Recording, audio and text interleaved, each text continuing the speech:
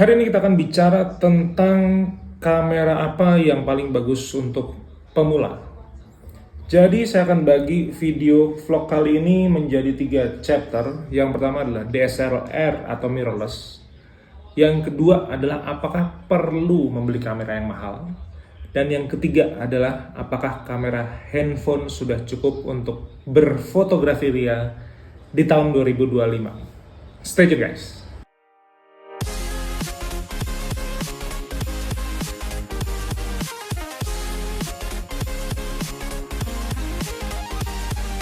Selamat pagi dari kota Jogja, teman-teman semua. Nama saya Bima Aditya. Terima kasih sekali sudah klik tombol subscribe. Terima kasih teman-teman sudah ada yang bergabung ke kelas foto saya. Terima kasih, bahkan ada yang suka menyapa saya kalau pas di bandara, kemudian ketemu di Surabaya pada waktu itu di Tunjungan. Masuk tahun ke berapa ya? 5 ya.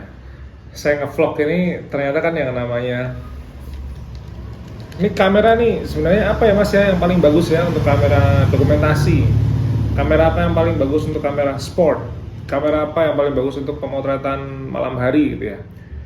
Kalau teman-teman pertanyaannya masih di ranah kayak kamera apa yang bagus untuk malam hari, untuk sport, untuk pengajian, untuk wedding, untuk macam-macam, saya pikir mungkin teman-teman baru mau masuk ke dunia industri fotografi, sehingga teman-teman mungkin baru mau mencari uang di dunia fotografi, sehingga akan selalu banyak sekali pertimbangan.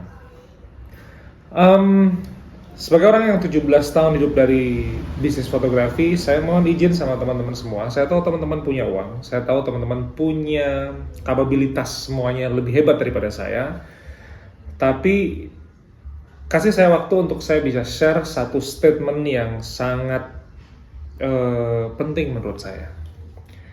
Statement itu adalah kalau teman-teman mau berkarya, itu berkarya aja. Nggak usah kebanyakan alasan tentang gearsnya harus iPhone atau Android, kemudian harus kamera tipe A atau tipe B, kemudian harus masuk apapun. Goals ketika teman-teman mau bisnis atau teman-teman mau hidup dari fotografi itu very simple. Teman-teman punya kamera nih, teman-teman pegang handphone nih, teman-teman bulan ini bisa dapat duit nggak dari benda itu? Simple. Sekarang kita masuk ke chapter pertama tentang DSLR atau mirrorless. Kalau yang namanya keuangan, ini menjadi salah satu parameter buat teman-teman. DSLR masih make sense. Masih make sense. Apalagi lensa-lensa DSLR itu bisa dipakai di mirrorless hanya dengan sebuah converter. Jadi misalnya ini sebenarnya 18135 ini adalah lensa DSLR ini. Bentar saya copot ya. Nah, ini lensa DSLR. Ini murni lensa DSLR. Tapi kenapa ini bisa masuk ke mirrorless saya? Karena saya pakai adapter ini namanya Meike MK Charlie Alpha Fanta 4. Jadi MKCAF 4. Ini harganya mungkin 300-400an ribu. Pada waktu dulu saya beli kayaknya 360 ribu kurang lebih itu ya. Ketika dia ini digabungin gini, ini lensa DSLR ini bisa masuk ke mirrorless. Nah, tapi kalau teman-teman mencoba berpikir untuk jangka waktu yang cukup cukup panjang lah ya. Walaupun panjangnya juga nggak usah harus sampai 10 tahun, kadang-kadang untuk 2 tahun ke depan, ini saran saya. Mirrorless. Kenapa mirrorless? Kalau kita hidup di dunia zaman sekarang ya zaman dulu juga nggak apa-apa sih. Kalau misalnya zaman dulu itu naik motor masih pakai manual itu kita bicara mungkin Astrea Grand tahun 97 ya. Itu kan masih pakai ceklek, mundur, ceklek, maju, ceklek, speed tinggi di gigi 4, gigi 3 gitu ya. Kemudian kita ada di dunia di zaman skuter sekarang Mavic. Saya kebetulan pakai Honda Beat sama Honda Vario. Jauh lebih praktis karena lebih kekinian lah, kurang lebih begitu ya. Tapi apakah sebenarnya motor Astrea Grand tahun 97 masih bisa dipakai? Masih, jelas. Banyak kolektornya, banyak banget gitu. Sama, jadi ketika bisa nggak DSLR dipakai zaman sekarang? Bisa. Bahkan lens kamera jadul ya, Nikon D7100 itu masih bagus banget loh buat potret. Ya orang lain sih mau bilang itu kamera jelek, kamera sampah gitu. Tapi buat saya itu kamera masih bisa dipakai selama kamera itu ya, apapun kameranya. Itu selama dipencet cekrek gini masih keluar gambar, itu masih oke. Ya paling karena faktor tua ada kuning-kuning dikit, tapi kuning-kuning dikit saya tambahin birunya di Lightroom jadi normal, selesai. Jadi keterbatasan biaya itu bisa ditutupin dengan teknologi. Kayak tadi misalnya teman-teman pakai DSLR warnanya udah kusem, udah kuning, masukin ke Lightroom, tambahin birunya, kuningnya hilang, warnanya jadi putih lagi, jadi balance lagi. Jadi kalau teman-teman bisa memilih ya, misalnya faktor biaya menjadi sebuah kendala, bapak atau ibunya teman-teman mewariskan DSLR, ya pakai DSLR. Teman-teman tinggal beli lensanya doang. Tapi kalau misalnya teman-teman dari start from zero, saya bisa sarankan teman-teman beli mirrorless. Canon EOS M10 punya saya ini harganya paling sekarang 2 juta 1,8 bodinya doang ya. Jadi apa namanya? Ini udah cukup banget loh. Ini kemarin sempat saya pikir rusak karena saya motret di titik 0 Malioboro karena panas ya. Jadi namanya juga barang elektronik itu kan, kalau saya pakai iPhone, yang saya paling ngevlognya iPhone 13, kadang-kadang kalau kepanasan kan terus dia ngejam ya. Ini juga sama, kemarin tuh kepanasan gitu karena cuacanya terik banget. Ini sampai error, elektronik dalamnya tuh error. Tapi pagi ini di rumah, aman-aman aja. Jadi kamera mungil ini, yang gedenya nih lebih gede tangan saya gitu ya. Mungkin ini seukuran tangannya anak saya yang umur 5 tahun ya. Ini masih bisa dipakai. Mirrorless itu lebih kekinian. Dan kamera saya ini udah audionya sember, jadi speakernya itu sember, habis itu LCD-nya ada garis, tapi masih bisa dipakai dan tidak ada kerusakan tambahan setelah ini. Jadi DSLR atau mirrorless di tahun 2025 ini saya menyarankan teman-teman untuk membeli mirrorless, even kamera mirrorless second. Chapter kedua, perlu nggak beli kamera mahal? Perlu nggak beli lensa mahal? Jawabannya adalah tergantung kebutuhan dan tergantung skala bisnis teman-teman.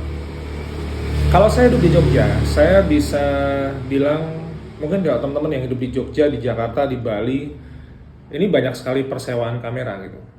Kalau buat saya, kamera itu semacam rumah. Kalau masih bisa sewa, saya sewa. Ini tempat saya nge-vlog sekarang, nih rumah saya. Kemarin saya sempat bikin share ya bahwa saya sewa rumah seharga 14,5-15 jutaan, kemudian saya bangun rumah. Nanti ketika nyaman ya udah kita tinggalin dulu. Kalau nanti saya temu lagi, saya masih ada kontrakan, mungkin kita bisa kontrakin sisanya atau perkontrak dan sebagainya, macam-macam ya. Saya terbuka sekali pikirannya bahwa kalau misalnya saya itu masih pengen pegang cash, itu kalau bisa sewa. Saya daripada kredit kamera, daripada kredit rumah, saya mending sewa. Kata orang sayang, cuman persepsi saya berbeda, akuntabilitas saya berbeda karena saya adalah pecinta cash. Jadi di mana saya punya cash, di situ hati saya tenang. Tapi ketika saya harus membeli kamera mahal, ini berarti alasannya harus sangat khusus. Misal, saya ada satu projectnya misalnya bernilai 1 miliar. Di mana project ini saya misalnya harus motret keliling dunia dan lain sebagainya. Ini daripada saya sewa, mungkin membeli solusi terbaik. Ketika kita hitung segala macam, ternyata membeli adalah solusi terbaik. Kita bisa beli. Tapi kalau misalnya projectnya nggak jelas, ini sewa lebih bagus. Atau misalnya ya pinjem temen kasih uang ngopi, itu jauh lebih bagus. Jadi perlu nggak beli kamera mahal? Kalau teman-teman baru di dunia fotografi, tidak perlu. Perlu nggak beli lensa mahal? Teman-teman baru di dunia fotografi, tidak perlu. Walaupun teman-teman punya uangnya, ya mau nekat beli juga nggak apa-apa. Cuman kalau misalnya teman-teman bisa memulai dari benda yang sederhana, ini walaupun lensa ini lensa DSLR ya, lensa cukup jadul. Waktu itu saya beli tahun 2021 kalau nggak salah, harganya sekitar 3,5 juta, tapi sekarang kayaknya udah sekitar 1,8-2 jutaan. Lensa ini lebih keren nih, 22 mili f2.0 ini untuk mirrorless. Ini sampai kemarin ketika saya menjual Canon EOS M generasi saya pertama kali ke colong orang, ini sampai diburu teman-teman saya, Mas, saya beli 2 juta boleh nggak Mas? 2,5 nih kalau perlu, dia bilang gitu. Karena lensa ini mungkin cukup rare ya, cukup langka zaman sekarang, walaupun masih ada yang jual juga, tapi udah kayak suka-suka yang punya aja gitu. Nah bagi saya ini lensa ini powerful banget. Jadi lensa kecil ini lebih mahal daripada yang ini. Ini mungkin bisa ditebus 1/4, 1,5, ini kayak mungkin masih 2 jutaan, 1,8, ya tergantung orangnya mau lepas apa enggak gitu ya. Nah, karena gini, kenapa saya nggak perlu lensa, nggak perlu gears mahal gitu? Karena kalau kita itu tiba-tiba langsung beli yang mahal, ini kita bicara 80% orang Indonesia deh. 80% orang Indonesia kan biasanya nggak punya cash, terus kemudian gampang digoreng dengan informasi gitu. Teman-teman berat di ongkos gitu, teman-teman berat di modal.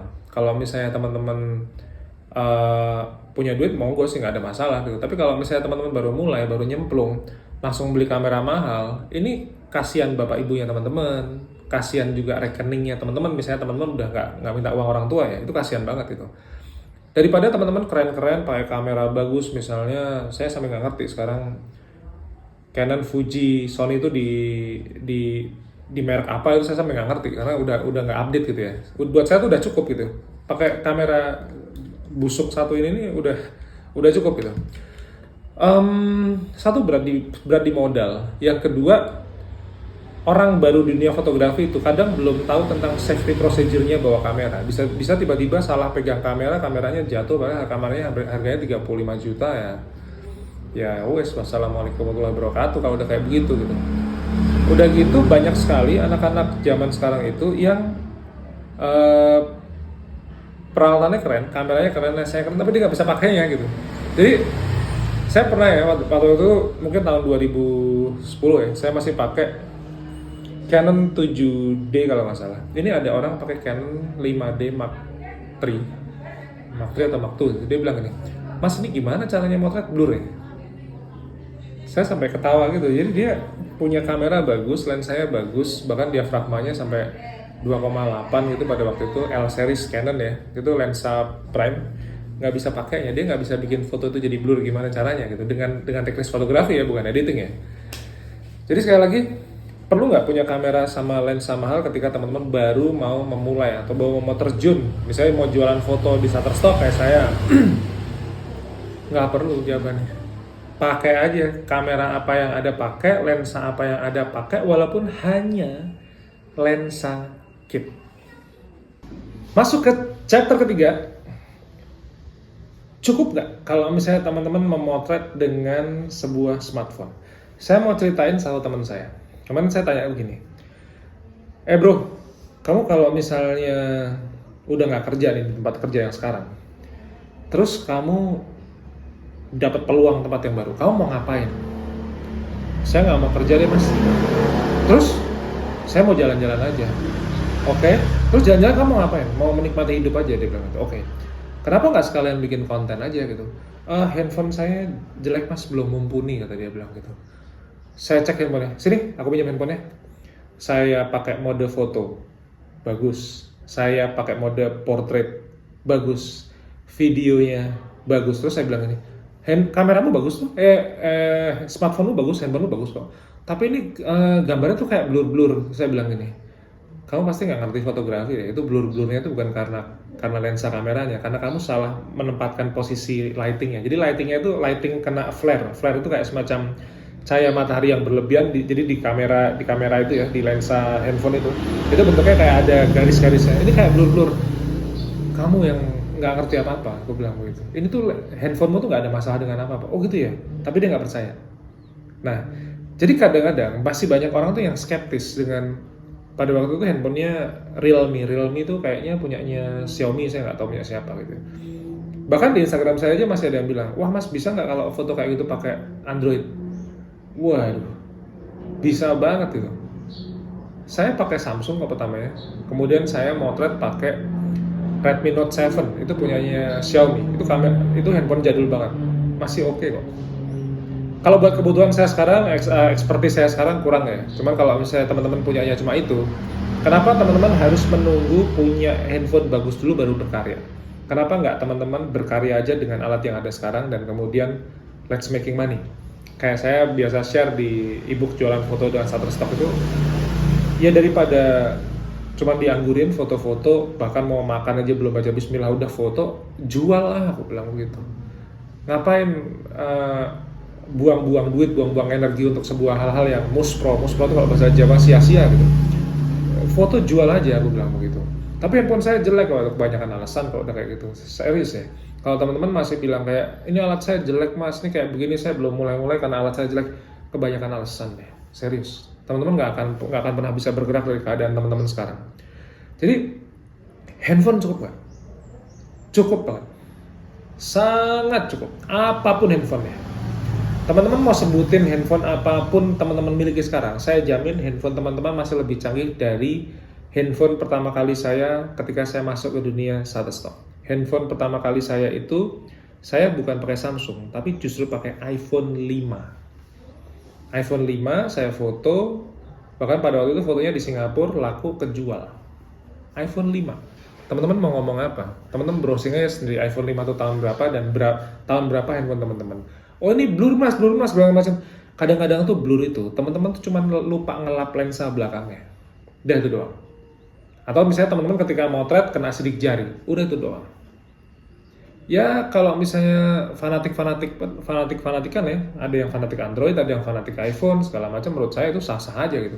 Tapi apakah cukup dengan kita memotret, kita berjualan foto di Shutterstock, itu hanya dengan handphone? Cukup. Saya sampai ya saya nulis ebook memang untuk dapat uang ya. Cuman saya sampai kalau nulis ebook itu kan butuh sebuah passion, butuh sebuah spirit kan. Saya sampai gemes gitu ya. Ini kenapa sih orang tuh kok skeptis banget ya? Motret harus pakai kamera, motret harus pakai DSLR, mirrorless, padahal motret pakai handphone itu ada triknya gitu. Makanya saya sampai tulis ebook namanya Phonegraphy. Phonegraphy itu ya bagaimana kita memotret dengan handphone, apapun handphonenya. Bahkan foto portrait di Instagram saya itu, foto profile picture saya itu diambil dengan kamera depannya Samsung A10s yang sekarang dipakai anak saya. Jadi handphone itu ketika di-adjust, pakai lighting yang bagus, saya motretnya di luar ruangan itu jadinya bagus banget. Ketika kita nggak bisa memotret bagus, itu cuman kitanya yang nggak bisa. Bukan salah handphonenya gitu. Jangan terlalu sedikit-sedikit kayak mengkambing hitamkan. Yang ini salahnya bukan saya, yang ini salahnya orang lain. Yang ini salahnya bukan saya, ini salahnya orang tua saya. Yang ini foto saya jelek bukan karena apa-apa, karena handphone saya jelek. Bukan. Kita tuh semua pada jelek, pada nggak bisa ngelakuin sesuatu itu karena kitanya sendiri yang pada nggak jago melakukan sesuatu itu. Resume sedikit. DSLR atau mirrorless? Jawabannya adalah mirrorless. Perlu nggak beli kamera mahal ketika baru nyemplung ke dunia fotografi? Enggak. Apakah kamera smartphone atau handphone sudah cukup? Sudah cukup. Saya mungkin kalau ngomong kayak begini jadinya kayak dicemoohin ya, udah masa bodoh sih. Saya juga nggak peduli gitu ya. Mau pakai DSLR boleh, mirrorless boleh, harus beli kamera mahal, monggo. Handphone nggak cukup, kalau motor harus pakai kamera gitu, ya monggo. Terserah aja, teman-teman bisa cari referensi tempat lain. Cuma kalau teman-teman nonton di channel YouTube saya, tanya kamera apa yang bagus untuk pemula, ya itu tadi DSLR atau mirrorless. Perlu kamera mahal nggak? Enggak, pakai kamera second juga nggak masalah. Mas saya nggak punya DSLR, saya nggak punya mirrorless, saya punyanya cuma handphone. Boleh nggak pakai handphone? Boleh. Gampang aja. Jadi gitu ya. Mudah-mudahan video ini bermanfaat buat teman-teman semua. Teman-teman yang tadi kepengen misalnya beli ebook jualan foto dengan Shutterstock, kemudian ada ebook Phonegraphy segala macam. Semua linknya ada di bawah. Matur nuwun sekali supportnya karena semua dana-dana yang teman-teman percayakan ke saya itu ya jadinya konten-konten seperti ini. Matur nuwun, sampai ketemu di video vlog berikutnya.